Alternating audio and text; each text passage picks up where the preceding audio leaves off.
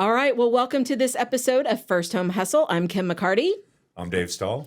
And we have a guest. This is Brent Schoonover. And we thought it would be great to bring an inspector in today. Somebody that is really important part of the real estate transaction. And we wanted to bring somebody in who's done a lot of inspections. So tell everybody a little bit about you and your experience. I've been inspecting going on year 30. I'm probably over 10,000 homes roughly. Okay. Right now. That's a lot of inspections. All over the Metroplex. Got into the business. Basically, I was a facilities manager and decided that, it's not for me. Tired of managing people. I'll just manage myself. So I went that route. I really enjoy it. It's probably one of the first jobs I've ever had that I feel like I'm helping people along the way. Okay. Before, I felt like it was just a task, and so now it's more of a mission to get through it. Mm-hmm. So it's been good. It's been a good run. I enjoy it. I'm sure you've seen a lot of different changes through the 30 years. Yes. It changes every year. In fact, we just had a meeting with one of the Trek people this week, and it's going to change again. The SOP's changing. It's constant, which is the standard operating procedures that we go through. So it's always changing. Electrical code changes, plumbing code changes, IRC, International Residential Code changes. So there's changes every year. And the battle that home inspectors have, we have to tell everybody how their house should be as of today if it was brand new, even though the house was built 20, 30 years ago, which you're quite well aware of. So, which makes the reports a lot longer. I think it's very confusing for the homeowner or the future homeowner. Right. So we have to learn how to work our way through that and try to explain what's really important. Right. It's really been fun. It's really a challenge every day, and it's different every day. But that's probably what keeps you in the business is the excitement of not every day is the same. Yeah. Absolutely. So if we were to talk about inspections for a first-time home buyer, okay? So kind of put yourself in that mindset of first-time home inspector or first-time home buyer getting their first home inspection. They're scared to death, right? They're scared to death. Yes. And most of the time, who do they have in the background that is chirping in their ear? Mom and dad. Exactly. Right? Mom and dad, right? So if you have a first-time home buyer, tell me how you approach it differently than maybe a seasoned buyer who's bought 4 or 5 houses. Well, on a first-time home buyer, I'm pretty much trying to, first of all, not get overly excited about anything. Okay. Because that tends to really scare home buyers, new home buyers especially. Okay. And then I will try to explain to them code changes and how we're inspecting and why we're inspecting it. And then really just focus on 4, 5, or 7 things that are that are the most important that I think maybe they should ask for address something. Okay. So when you look at the top things that they should address, give me your top things that you're really looking for that you think are important. Well, it comes down to the big 5, roof, foundation, electrical, plumbing, HVAC. Once you get to that, drywall can be repaired. It's all simple, this and that. Bricks can be repaired, yada, yada. Okay. So, those are the big 5. Foundation. Yes.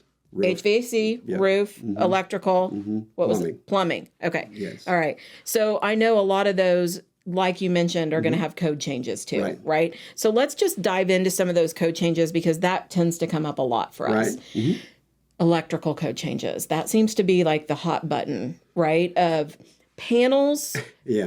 And then now this new one, arc fault. Arc fault. Yes. Okay. Yes. So that one's coming up and kind of for us realtors and for the general public having to learn about that. So explain that a little bit. In 2020, the National Electric Code had a big change, and they want electrical panels to come up to all these new codes, and one of them is arc faults, like you talked about. Okay. So arc fault is basically kind of the sister to the ground fault. The ground fault is shock prevention. Arc fault is basically for if there's some small equipment appliance out there that's starting to have a problem, when it arcs, it's supposed to detect that, and it'll trip and turn that particular breaker off. So it's different than a GFCI. Correct. Okay. Correct. GFCI is based upon actual a milliamp of variance, which if it can tell that there's some sort of short going on, and it will actually shut it down. And generally speaking, it's, that milliamp could be something going to ground, like a person or an appliance or something like that. Okay. I think what the arc fault that came up for us with an issue recently was with a new build. Right. So in the new builds, they have them, right? Of course, homes built 20 years don't have them. So the new builds have these new arc fault.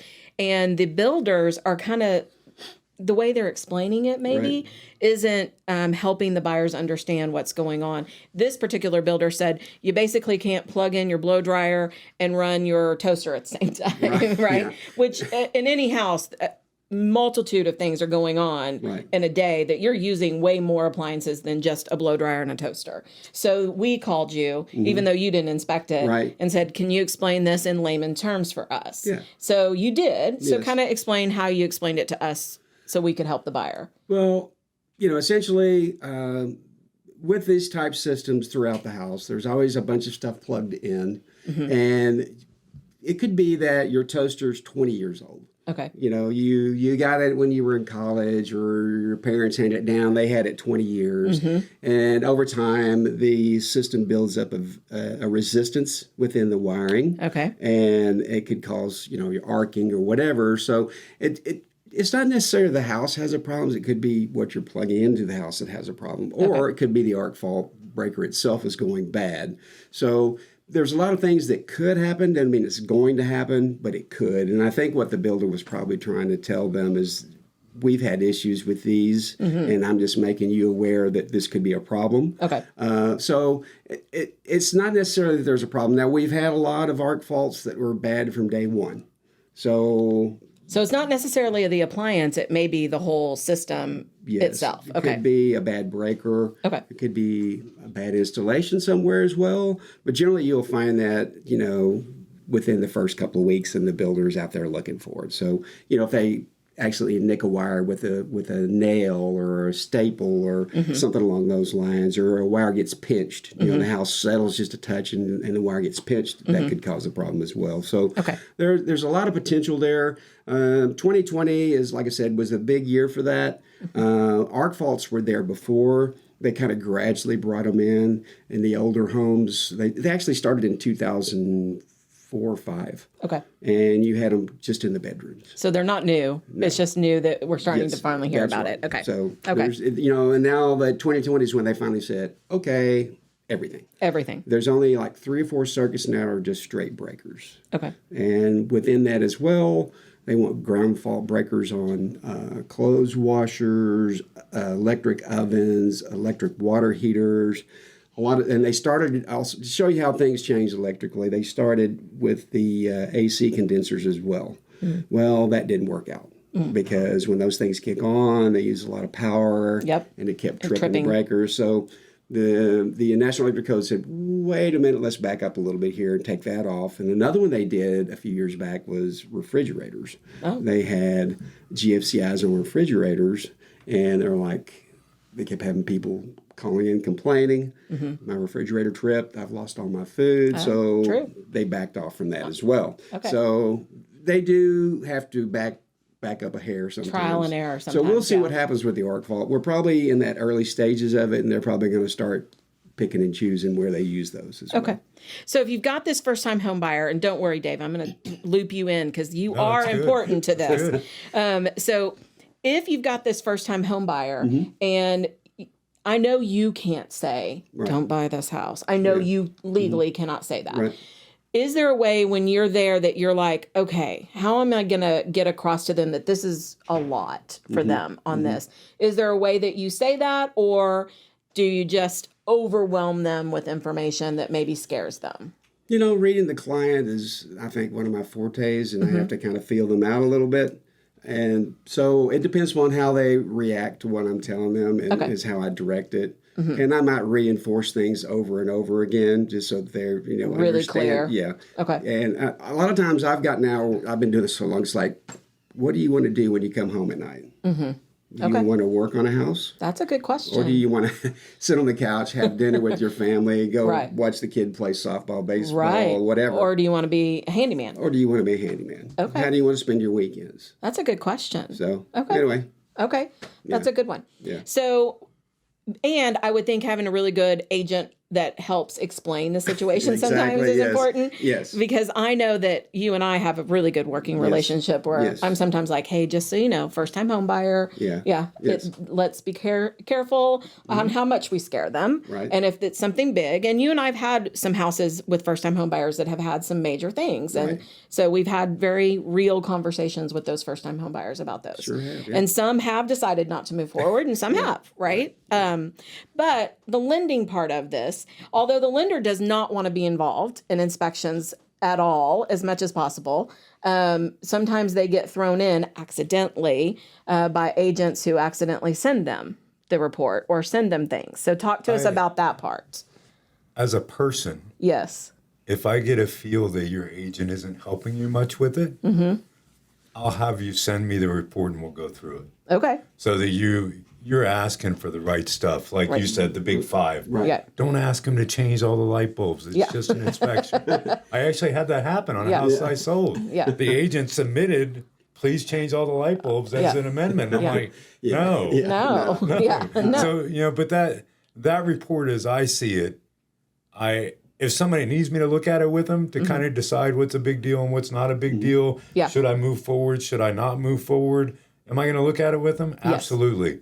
Am I going to submit it to underwriting? Absolutely not. Yes. Because, an underwriter is going to look at it from that perspective of, oh, the inspector said that the roof is worn. Maybe we need to get somebody out to inspect the roof aside from So it's one of those things that, as a first-time home buyer, if you've got a good agent, don't send it to your lender. Right. If you're worried about the advice that you're getting, you're going to seek additional input. And I know that that's happened to you, where Absolutely. you've had some first-time home buyers that unfortunately didn't have good agents, and you've even called and said, hey, here are a couple things. Do you have a person for this, or do you have a person for that? So absolutely.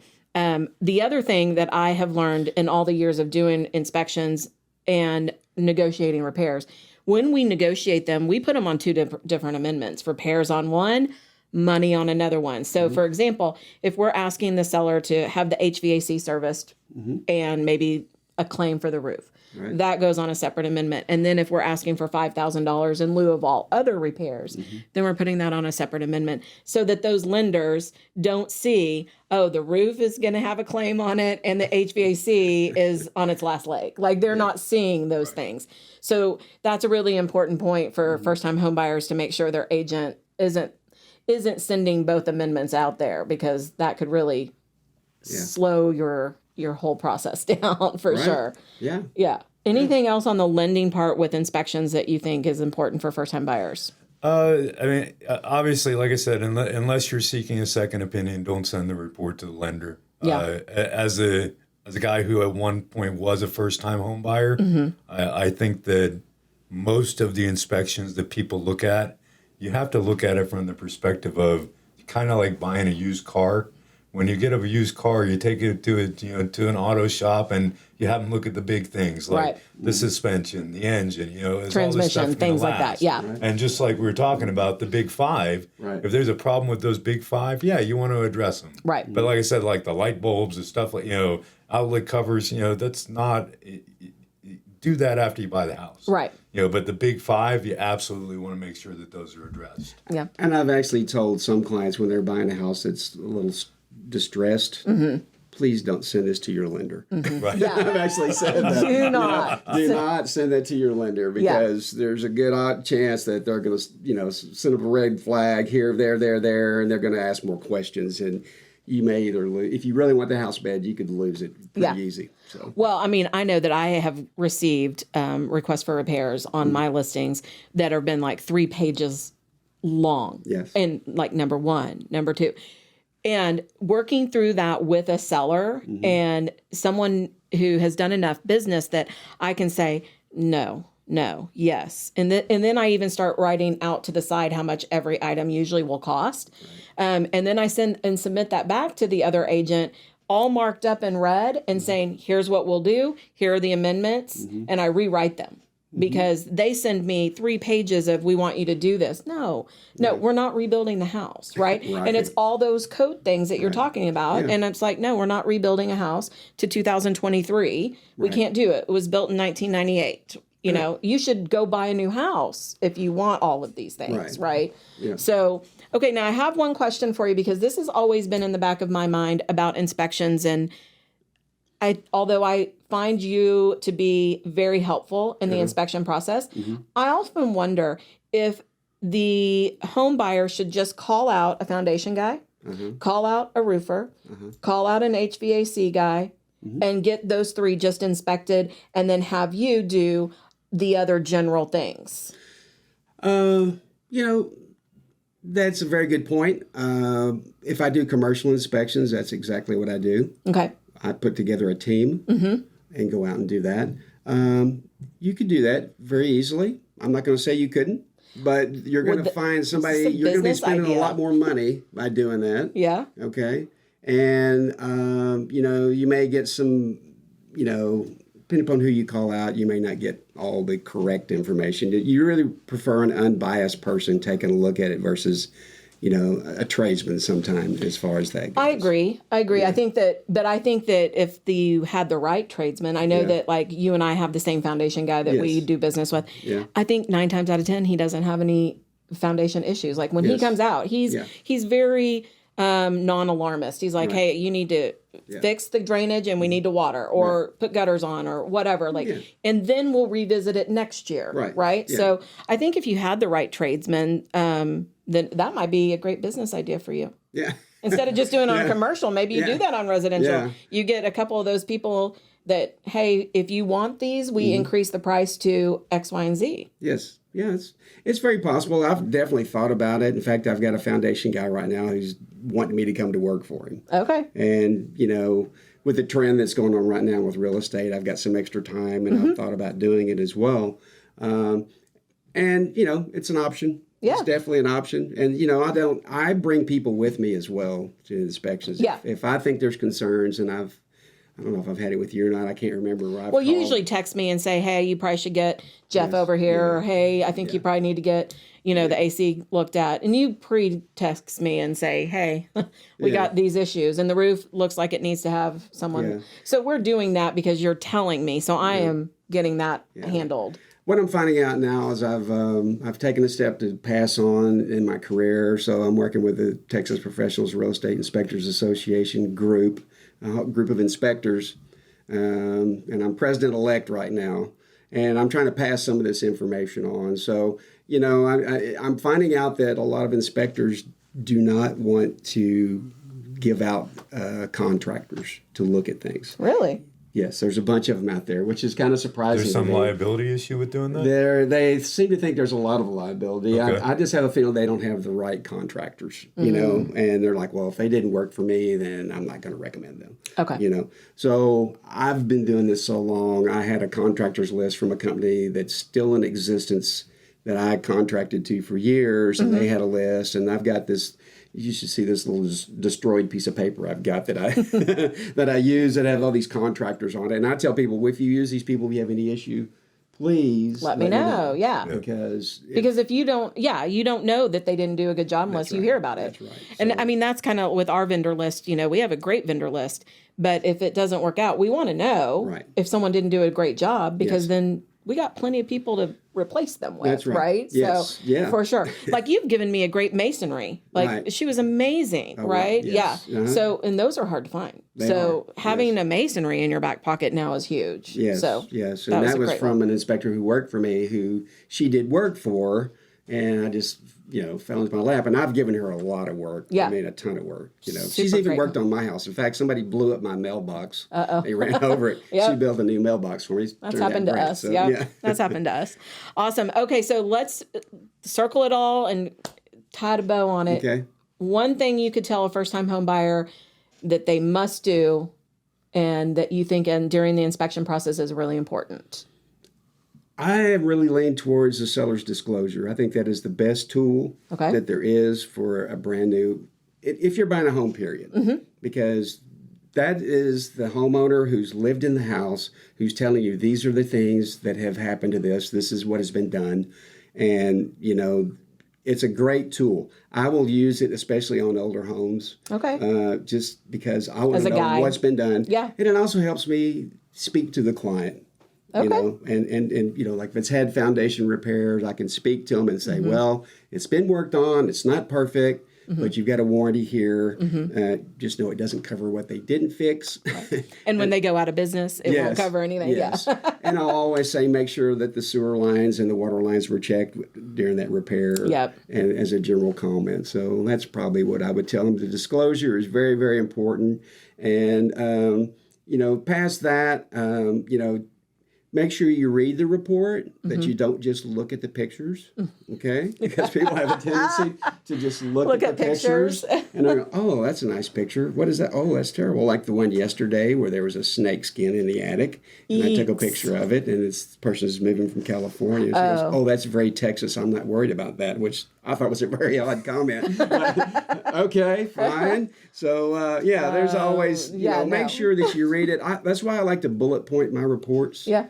Because it makes it very clear. I will have to say there are some companies out there that will send you a 80-page report, and nobody's reading an 80-page inspection report. I like your last 2-3 pages of all the bullet points in red. That's right. That's where I go straight to, and then I go back if I need to read more. I go back to. Yeah, so I tell them that's the realtor's pages there. Yeah. They can use that to cut. It's very helpful. That's right. Yes, helps you from having to go through all that because you've read it all before, and you can go through there and read exactly what you're concerned about. Well, and I like to meet you at the end with my buyers. Yes. At the end, so that they can hear it from you. Yes. And then we can also, I think, calm emotions. Right. Yes. I think, I was explaining to Leo, our new intern, that if I'm not at that inspection, it tends to go south pretty quickly because all they hear is the house is falling down. Oh my gosh, this is going to cost us a fortune, da-da-da-da-da. Instead of me on the other side of their ear going, this is all normal. Every house that we will look at or try to buy is going to have all of these same issues. Right. It's just, are these major issues or are these normal issues? And we've talked about this before. You've heard me preface the conversation with, this is a negative report. Everything on here is negative. There's no positives. Yep. And so also, here's 3 or 4 positives. Right.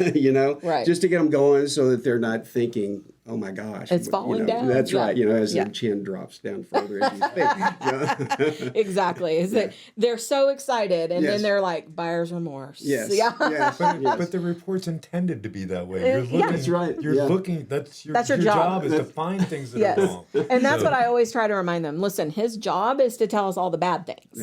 Right? And his job is to make sure that either we address the bad things or we accept the bad things, right? Or we walk away. That's the beauty of being able to do an inspection. And I know during the crazy times that we had the last couple years, I never, ever suggested a buyer not do an inspection. Like, I never gave up that option. We appreciate that. Yeah. Because I just... And the client appreciates it, even though they don't know it. I just don't feel good about recommending that. I think that's a really bad... I want them to have the opportunity, even if it's a day, to do an inspection. Like, give us an option period for 24 hours. We'll get you in there. To have it inspected. Yeah. All right. So anything else, Dave? Anything else that you can think of on inspections, lending, part of it? No? Don't send me the report. Don't send me the report and separate the money and the inspection repairs. Yes. Awesome. All right. So Brent, thank you for coming in today. It was awesome to have you. Yep. And if you guys have any questions, you can reach me at 214-662-9308. Or you can reach me at 972-896-8790. Awesome. Brent, you want to throw your number out there for an inspection? 214-728-0805. Awesome. Thanks, everybody.